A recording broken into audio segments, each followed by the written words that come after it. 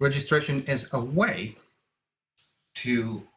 very helpful way to break, that helps break patterns by giving a visual representation of the musical line, meaning of the melody. Put it simply. Take a keyboard, piano keyboard, right? Now, take the keyboards from horizontal, put it vertically, and you have your scale up and down. Now, registration mostly works in slower to mid-tempo. It's very difficult to make it work in fast tempo simply because there is no time to move up and down. There's not enough time to move up and down if the music is fairly fast, unless you group it in bars of 3 or 4, but that's a different issue. Anyway, going back to our exercise, how do you practice registration? Well, as you see, you can practice it with very simple exercises like this one that you see on the screen, where you have bum bum bum bum pim pum pum pum pum pum pum pum pum pum pum re do si do la do sol do fa do mi do re do do. So you do the whole scale up and down, increasing, of course, the size based on the interval. You can do the same thing with an arpeggio, which is the same thing. Dum pum pum pum pum pum pum pum pum pum pum pum. Now, the very important fundamental thing is actually when you do these exercises, yes, again, start at the low, excuse me, at a low number of the metronome. Start at 60 and move up gradually. This needs to be done in a very small space, not in a very large space, otherwise it loses its effectiveness.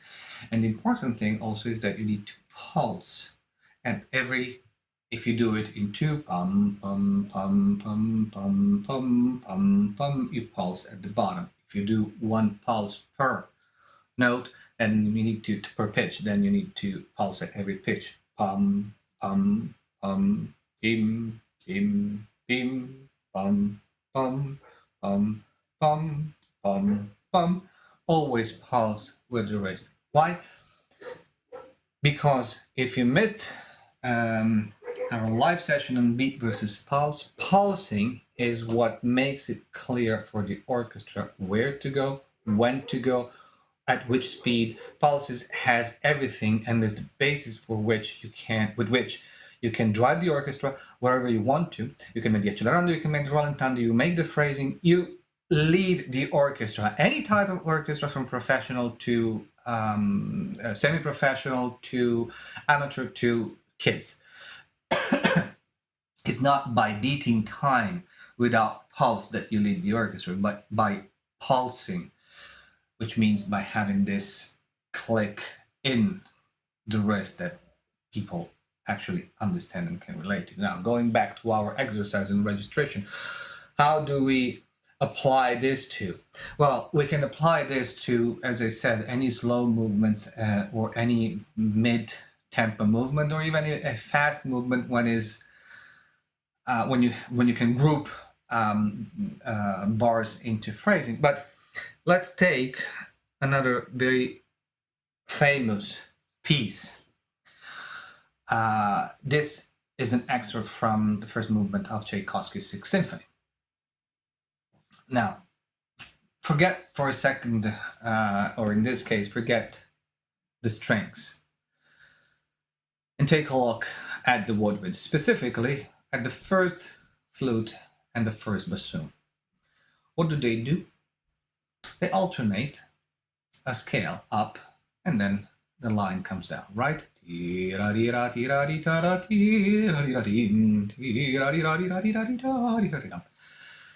And they are 1 bar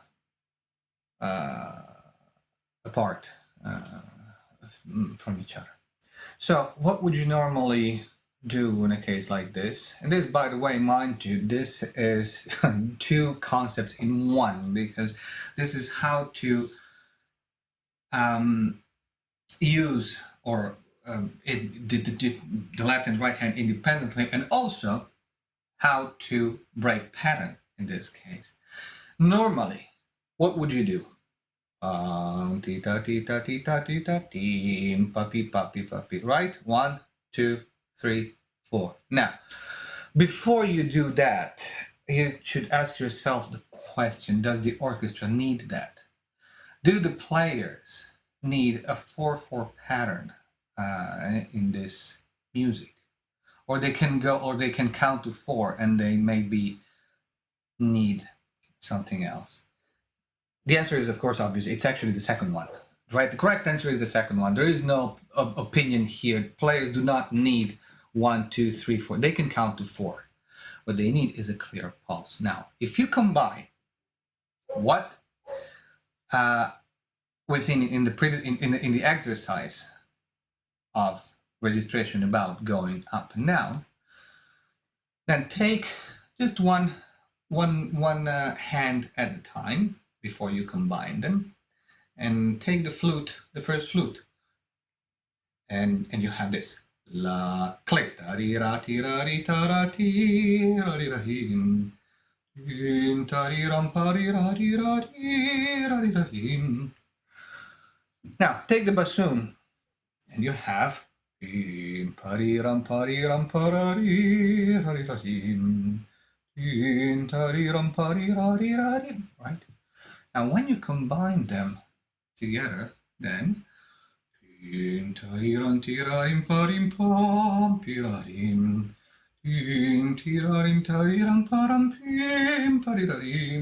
you have, look at this, if you look at it from the side, maybe it's a little clearer, because you're gonna having this type of movement. One hand for the flute, one hand for the bassoon. This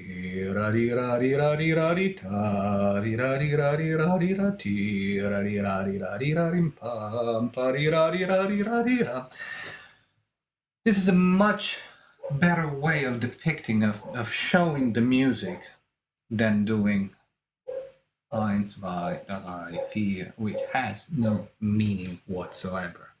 Use registration in this case, you can combine two things.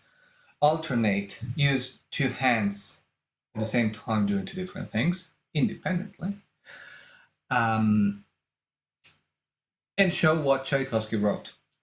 Now, in order to achieve this, mind you, practice like pianists practice, one hand at a time. No left hand. Then you practice only the left hand. No right hand. And then you put them together slowly, one by one. Again, metronome, slow tempo, and increase the speed going up. Now, thank you for watching. Don't forget to subscribe to my YouTube channel by clicking on the subscribe button right below this video, and ring the bell so that you will be notified every time a new video comes out. Let me know in the comments what you think about this video, if you have any suggestions for future ones, and I look forward to seeing you in the next episode of this series. In the meanwhile, please continue to enjoy music and be well. Ciao!